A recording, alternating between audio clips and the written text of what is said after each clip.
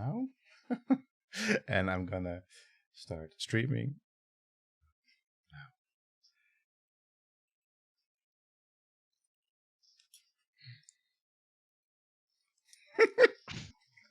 What are we doing? What are we doing? Well, we're being a bit hyped about something that just happened today. Although it was long foretold, not by the ancient gods, but by the rumor mill of the internet. And we're talking, of course, about Assassin's Creed Valhalla. Mm-hmm. So if you've come here to watch us play Secret Civilization, I know that there's many fans of this particular game out there. You have to wait for a little bit, because we first want to have a look at this trailer and talk about it. Yes. But maybe before we do that, because of course, we're not very much known to the hidden object finding game audience. No. So maybe we should tell everybody who we are. Yes. I am Aris Politovoulos, and up there is Angus Dr. Random Mall. Indeed. Just still a random doctor, randomly passing the time in my house. Yeah. Playing. As one does. Although today feels like a momentous day. Does it? I mean, anytime like the new Assassin's Creed is announced in historical games land is kind of a momentous day. It is true. They are just the high water marks of not high water marks in terms of, they're just the notable marks in historical games land, the games that everybody ends up discussing and knows about. And also it's been a good day for me, because I spent today rebuilding the Animal Crossing museum in Duplo. Oh, sick. I'll put up a couple of pictures for you later on Slack. Yes, We're not here to talk about Animal Crossing. We're here to talk about fake and real games. And but before we do that, we're just going to go to a very, very, very real trailer. Shall I just start playing it? Yeah, just go for it. Hit it. I almost want to, but there we go. Okay. I will also tell you when to pause it, because we're not going for it like in one go, because we need to be commenting. They are heartless. Wait. What have you done? I have done nothing. I'm trying to play it. Oh, I thought it was playing now. Oh, so in my OBS it seems like it isn't. Oh, maybe it's not. Can you start it again? I'll check the stream. No, it's not playing actually. No. That is very weird. We cannot play back on stream from YouTube? Let's see if we can actually. No, for some reason it seems OBS has decided to freeze up the browser Chrome thingy. Let me actually just boom. Maybe now. Yes. Okay. Let's see what happens. Just another day with some random technical glitch. Maybe it doesn't properly work when you have it on full screen. Maybe that's part of the problem. That's not part of it, I think. We'll see. They are heartless. It doesn't seem like it's working. Oh, no, it does. Okay. Godless barbarians.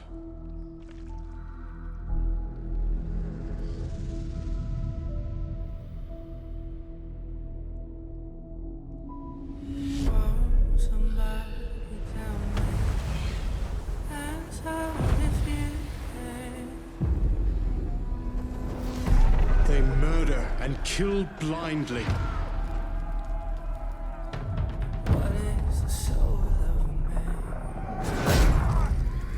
They scour the lands of England. Lands they will never defend, never love. The time has come to speak to them in a language they will understand.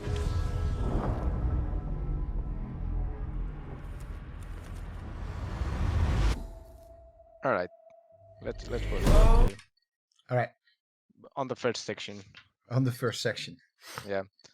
So first of all. Yeah, go ahead. This is this is hype. Like it's such. I have to say that just initially I started playing the first time, and before, and they got me, right. They literally got me, because I hear this whole like narrative of how violent they are, and I'm like, dude, please tell me they're not going with this. Yeah. And then they play this like antithesis with the video, and Yeah. it was so good. I Yeah. think this was so well executed, because it really like resonates into levels very well. Like indeed it plays on the trope, but at the same time you see where the trope is coming from, kind of. Well, it is nice. It is quite literally the voice of history, the voice Yeah. of this English king, Alfred the Great, Yeah. signing this declaration of war while he apparently monologues mostly to himself, I guess. I don't really know. Yeah. Because I haven't heard anything about this, but I don't think this is a historical speech or that is translated from No, Anglo-Saxon to. I'm sure that these words were used in certain Anglo-Saxon historical writings, because we say English, but we actually mean Anglo-Saxon, right? Yeah. Or Saxon, even in the case of I think Alfred the Great. And also we had like on Twitter a couple of people have commented on this, on like the accuracy of the things that King Alfred is wearing and the language that is portrayed in the document that he is signing and so on. And it seems like so this document. This document is an actual document. Exactly, which is cool. So over here we have some text in just plain English. Will be war, Alfred.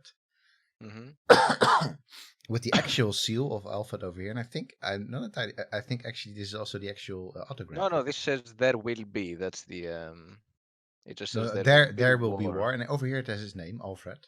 Yeah.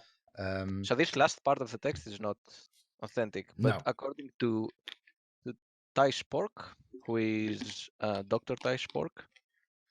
Who is Dr. Ty Spork? Oh, that Ty Spork. No, he's a staff. He's a lecturer at the Leiden University in Anglo-Saxon and just old English literature. Old basically. English, early medieval England, and so on. Yes, and so over here we've got actual Anglo-Saxon. Very cool. Exactly. I honestly can't read it very much. It's a bit too pixelated, but basically he said it's from a specific text, right? Yeah, Hatton 20.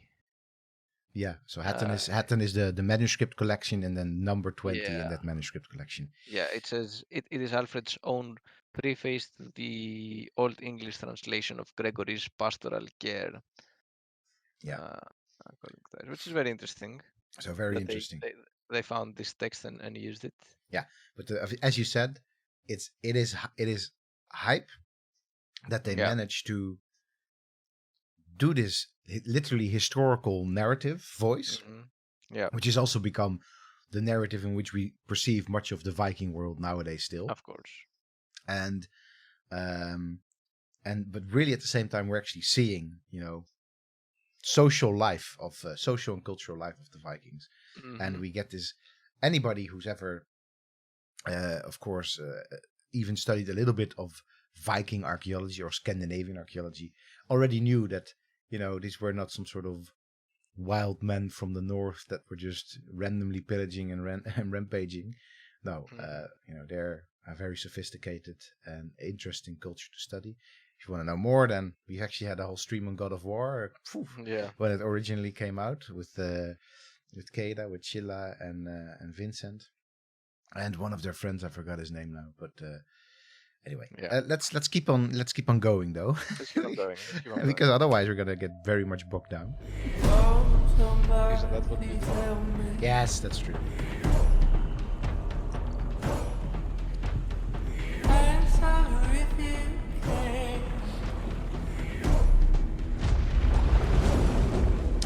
Excellent CGI. Excellent CGI, yeah. Oh, yeah.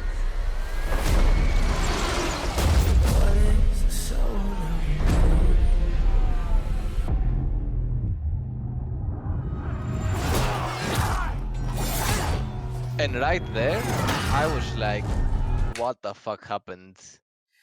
I was like, whoa, wait a minute. Did this guy just got decapitated? Like, You mean what exact moment do you mean? Like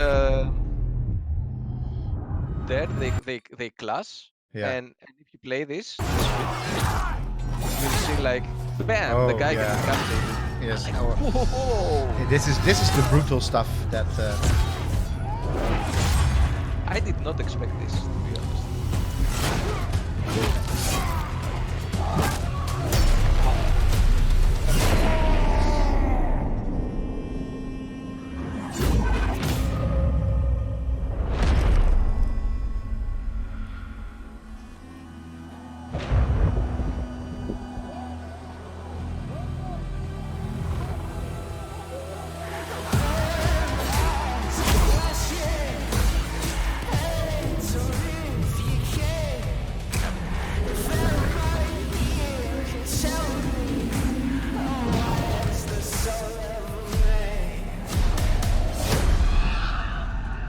Odin is with us!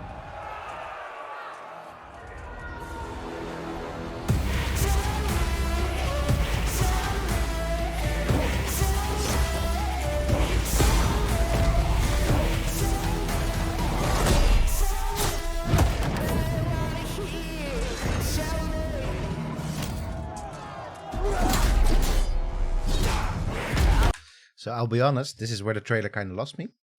This is, yeah.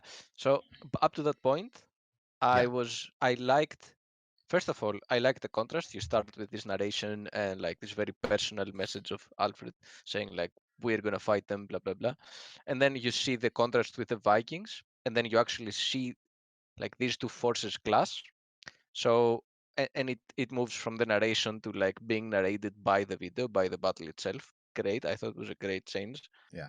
I It was, also speaks to the audience of Assassin's Creed. One part of yeah, it, or even one part of the like the player. So it's not only like yeah, audience parts, but literally of people yeah, playing it want to see the historical stuff, and the other part wants to see just yeah, brutal assassinations and murders and that sort of stuff. And that part can be contained within one player, of yeah. course. Of, But here is like, where it lost me because first of all, this part takes a bit too long for my liking, yeah, it uh, was super long. and Generally, the especially trailer was here. very long.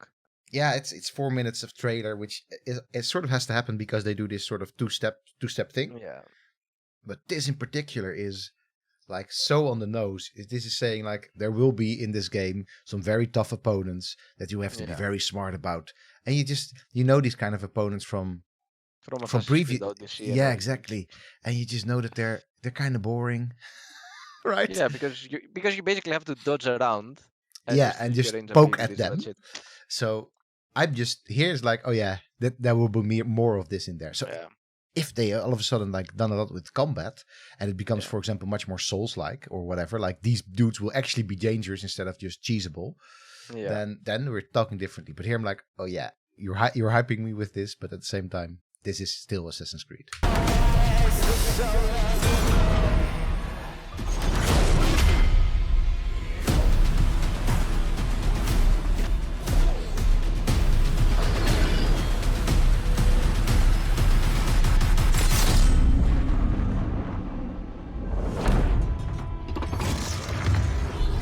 So one thing again that they've really perfected in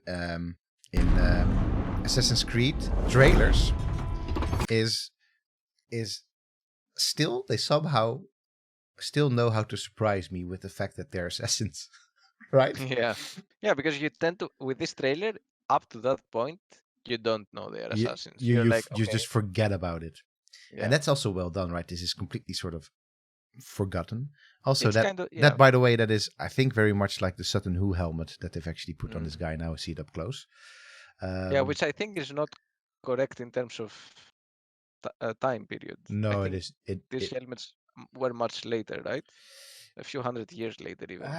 The time period we're talking here is We're talking 870 to 899 is yes, when the exactly, yeah. So Alfred reigned. so Sutton Hoo is actually a, a very much earlier, I think. Maybe, yeah. 7th century. So no, definitely Oh, could be the case. Anyway, Yeah. it did remind me quite a bit of the Sutton Hoo helmet. I'm not entirely sure if it is. No, I think it is the Saturn we had. Yeah. But what they managed to do in Assassin's Creed is sort of still.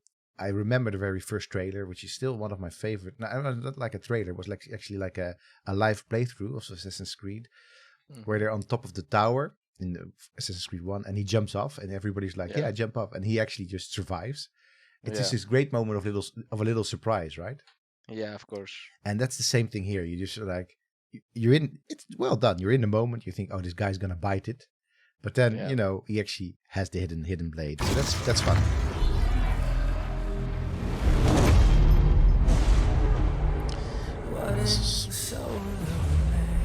So also way too much on the nose that here we see this.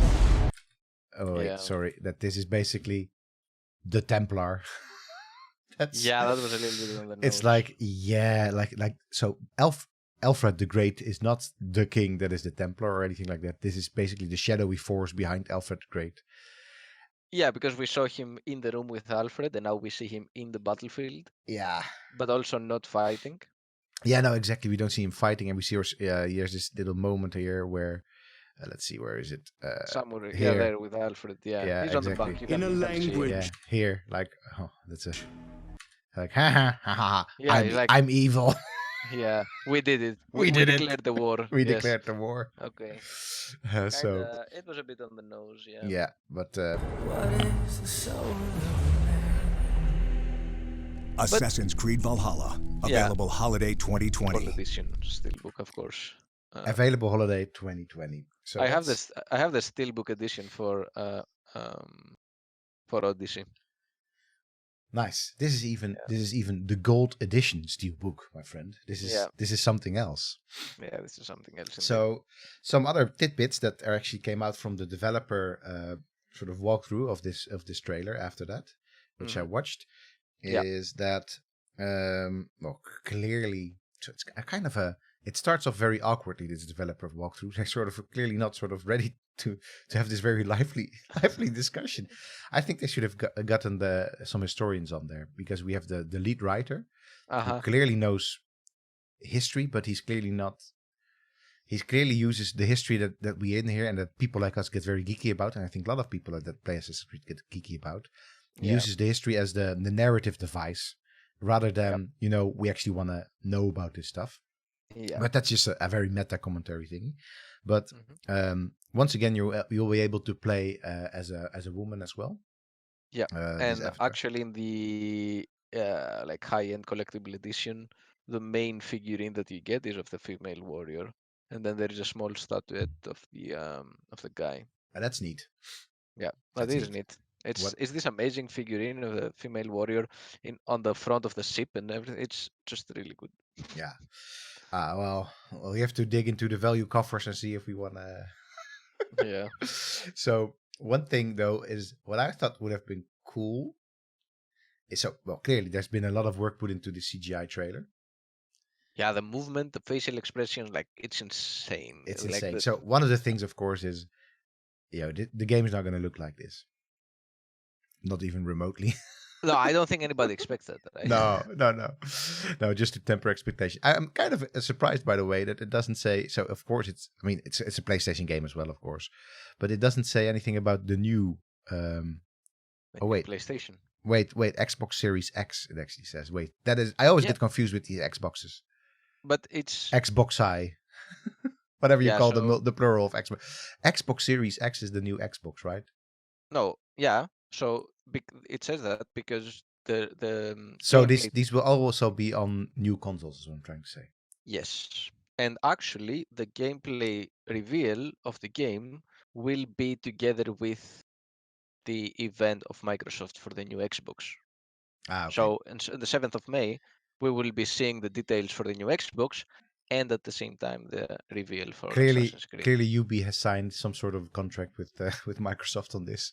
Yes, as which is just such a silly thing, I think, to do for game developers, because any sort of person that is a little bit informed is not going to be like, I don't see the PlayStation. It's not. It's only about Microsoft. PlayStation does this as well, of course.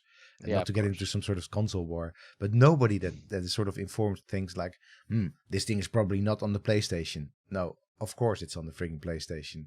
And if they do their stuff right, it's going to be exactly the same on the PlayStation as it is on the Xbox, or at most. So that's weird. It might be that because of like PlayStation 5 not being really revealed yet and so on, they don't really want to push it from that side. Who knows? Who knows? Who knows what the details are on that? It's just, I thought it was interesting because it will be on PlayStation 4 as well, of course. Apparently there will be an option to buy the game for Xbox One and the new Xbox at once. Okay. No, that's good actually. That's I think cross-generational play is. I do hope that it means there will be an option. Is they're just gonna give you this for free, because the sort of nickel and diming is of like, buy this again, or in this case, pay 20 more euros for something that you already own. I hope that's not gonna happen. So one thing that I think, I know the CGI trailer, which is just amazing. One of my favorite moments, and I'm actually gonna watch the CGI trailer together with Haley and see what she thinks about it, because she's been into this sort of stuff. So one of my favorite moments is this. Actually, it's such a weird little detail. Let's see. The long ships are cool, of course. The long ships are great, yeah. If you want to know how cool long ships are, just watch a couple of streams ago. Yeah. And we talk about it in Minecraft. Looks a little bit different, but it's the same deal. So there's this very cool moment in terms of CGI. I mean, great faces. Super great what? Look at I'm gonna do. Oh, the sand. The sand. Yeah. Man, I don't know who did it. There's must be somebody that's like a sand expert at whatever rendering company did this. But they deserve a medal. Look, I'm gonna look at this. To me, I know literally all the details are super great in this, but graphically speaking, this is my favorite detail. Like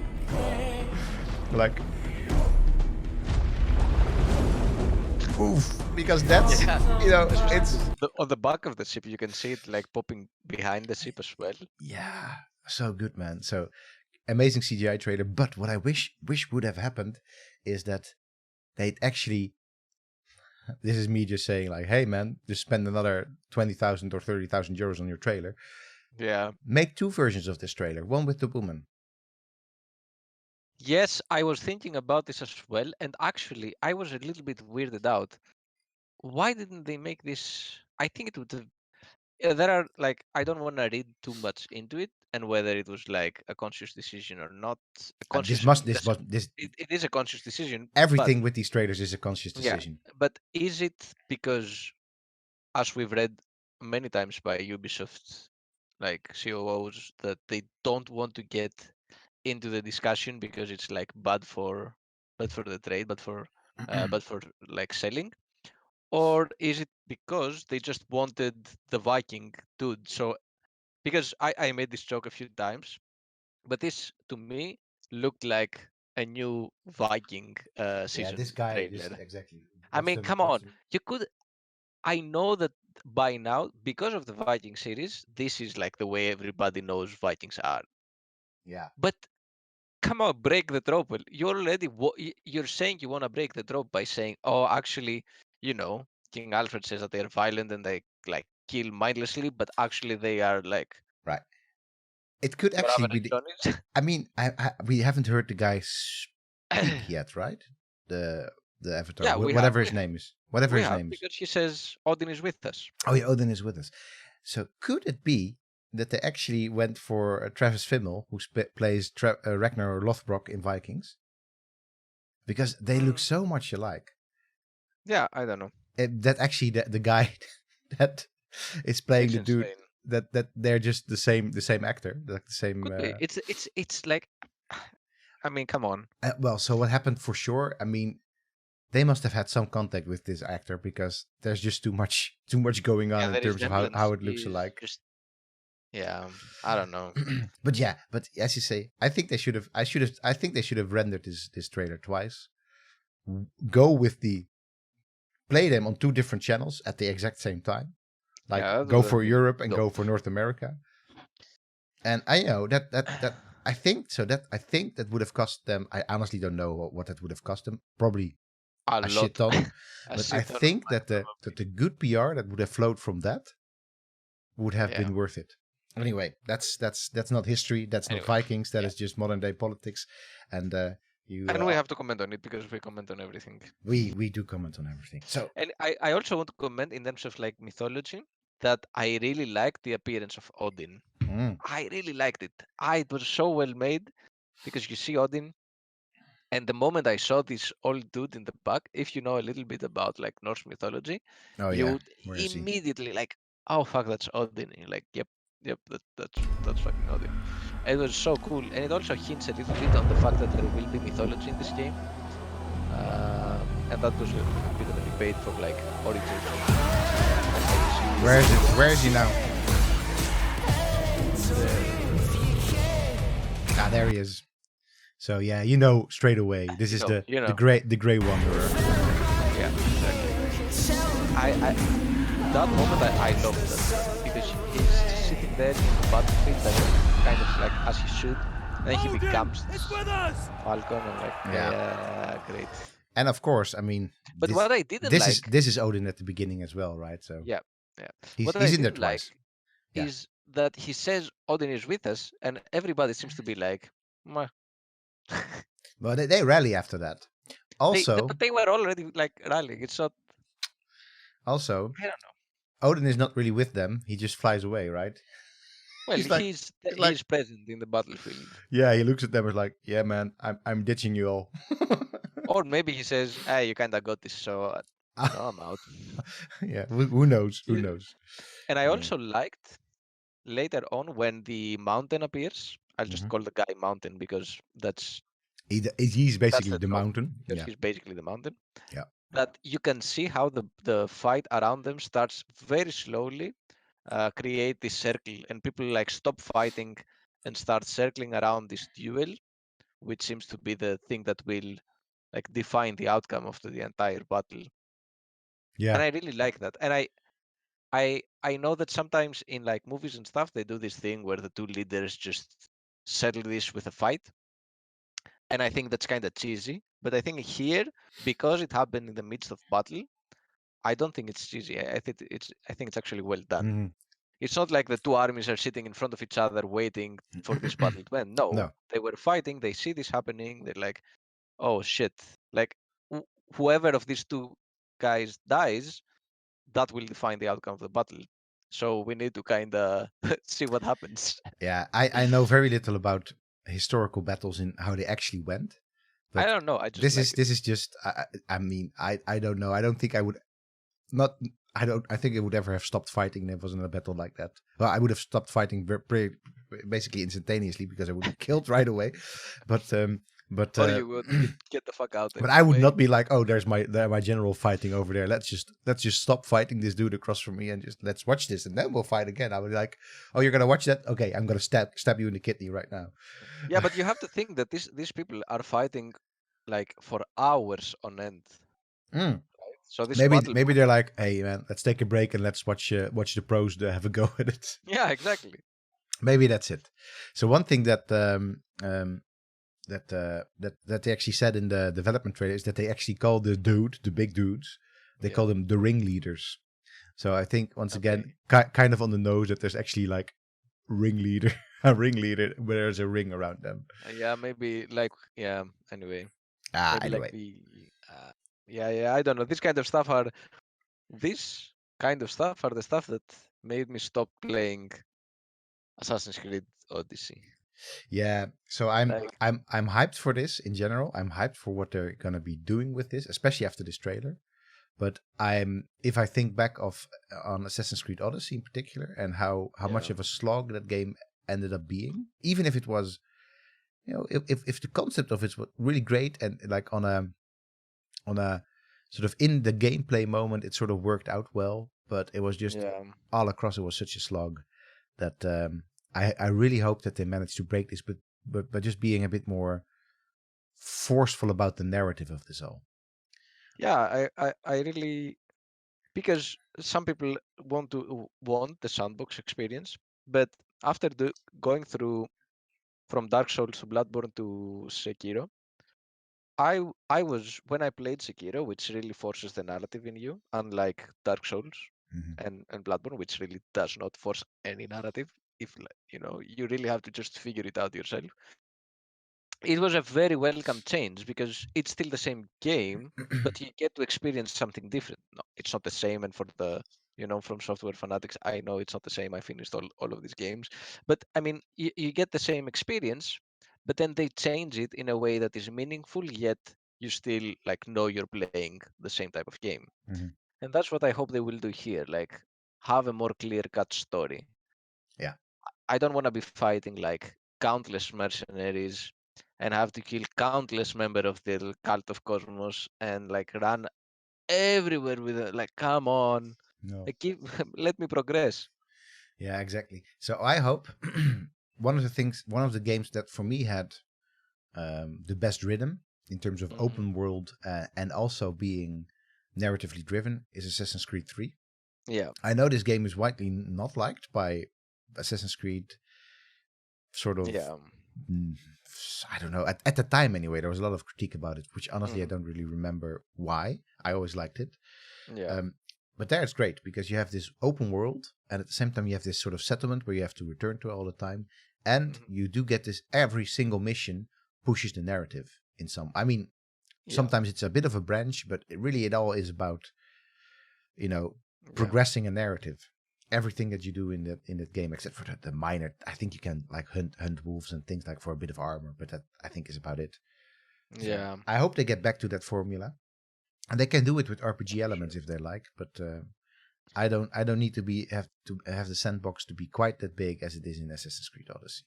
Yeah, I really don't. I mean, there of course people have been criticizing this of not being Assassin basically. Assassin is just the name. It's just the brand from now on. Who friggin' cares? Yeah. But yeah, like if you give me a good game, I don't care if I'm not assassinating. Really, like just give me a good game. Yeah, I mean, story. I mean, the whole deal of the Assassins versus the Templars and Apples of Eden and Pieces of Eden. Yeah. I mean, I'm sure that there's people that like this threat, but for me, it's too much, pseudo archaeology like. Yeah. That And it's been I think this concept has been just explored to pieces. Yeah. Yeah. Like, the Hidden World Order. It's too much Dan Brown for me, which of course was very popular at the time that Assassin's Creed came out. Immensely popular. But now? Yeah, no, I don't need to see too much of this dude looking at that dude and saying like, oh yes, yeah, kill him. Kill him. Right. Like, oh come on, man. Also, that moment kind of broke it for me because come on, man. I know it had to set up for the kill. I get it. But you didn't have to look back. It was literally your order to go and kill that guy, and you look back to confirm, like, did I get the right guy? Is this the right guy? Yeah. Yes, it is the right guy. It is the right guy, yeah, for sure. Yeah. Anyway. Yeah. But ton of historical detail. There were people commenting on it. That's fair, but that's also what made the series, though. Yeah. It is. Is it what made the series? I mean, I remember this first Assassin's Creed sort of being absolutely puzzled by these lab sections and like, okay then. And then is there going to be some sort of resolution at the end of the game? You were still stuck in the frigging lab. And it did make the game all the way up until Revelations, probably. Mm-hmm. But after that, it was just like a UI overlay, like a stream overlay that you would do on an otherwise already solid experience, right? Yeah. Basically, what they're doing with Templars and Assassins in the modern world, or just as the narrative, the meta narrative, is the same thing that we're doing here. It's just providing a bit of commentary, on the main meat of it.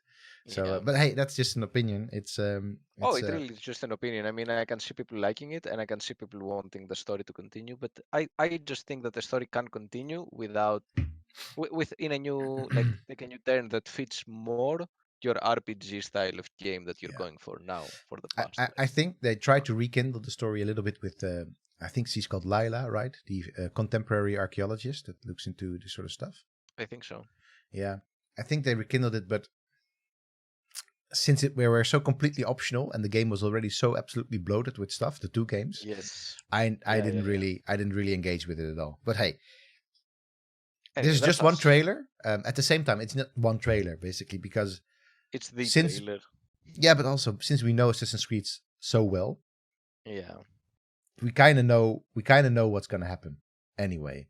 Although we may be surprised, right? Because Ubisoft has come out recently saying like, hey, you know, our games have become a bit too generic, and they've completely switched up their what's called again, their executive team or something like that. Let me see.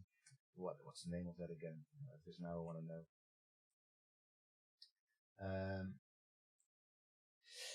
know. The editorial team. That's what they're called. The editorial team, not the executive team, of course, because they're basically it's a family owned business.